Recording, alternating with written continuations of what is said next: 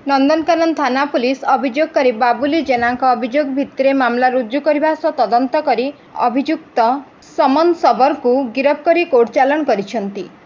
सूचनाजोग्य जे गत 3/5/2024 तारिख राति अभियोगकारी तांकर परिवार सदस्यों सहित घरर छात उपरे शोइथिबा समय अभियुक्त सुजोग देखि तांको घरर ताला भांगी घरे पशिथिले और घरु टंका सुना गहना थिबा बाक्स गोटे मोबाइल फोन चोरी कर नहीं जाइथिले।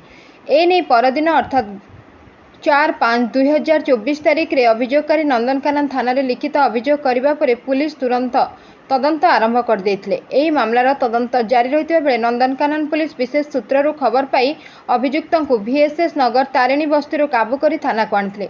तदंत समय अभियुक्त निजर अपराध स्वीकार करथिबा बेले से मामलार संपृक्त थिबा दर्शाइथिले। पुलिस अभियुक्तर तथ्य अनुसार तांको घर तलाशी करबा सह सेठारू अनेक सुना गहना कैमेरा मोबाइल फोन जबत करथिले।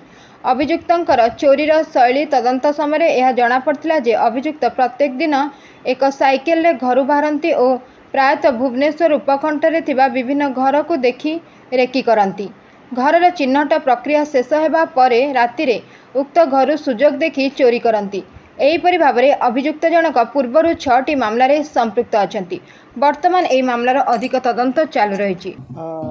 गत 4 तारिख दिन पदासाही ग्रामर बाबुली जेना नामक जड़े व्यक्ति आसी नंदनकानन थाना रिपोर्ट कले जे से दिन राति सी तार परिवार सहित घरर छात उपर शोइथिबा समय सकाळ उठी देखिले जे ता घर खोला अच्छी एवं घर भितर तार जो टंका एवं सुना थिबा बॉक्सटी चोरी जाइए एवं अल्प दूर रे गोटे पड़िया जमी पाखे से पड़ी एवं से टंका एवं सुना अलंकार सब चोरी जाइए।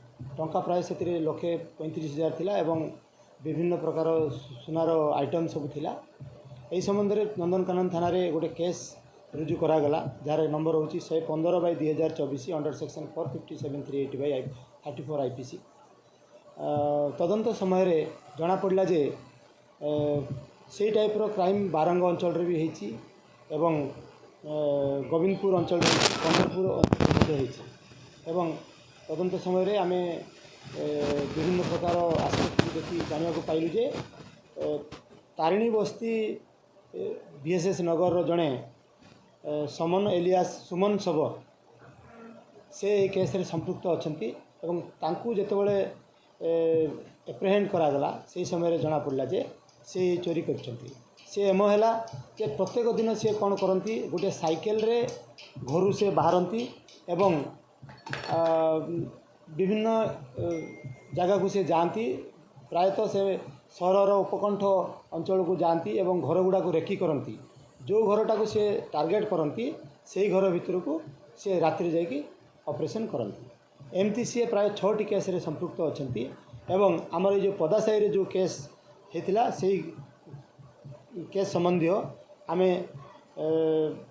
आक्यूज सुमन सबर ठारू गोल्ड नेकलेस गोटाए मेल रिंग 2टी फीमेल रिंग 3टी इयर रिंग 5टी नोज रिंग गोटे बेंगल 4 जोड़ा मोबाइल फोन 5टी लॉकेट 2टी एवं कैनन कैमरा गोटाए एवं कैश 37,000 टंका आम रिकवरी करछु एवं आज आम फॉरवर्ड करा जाउछि।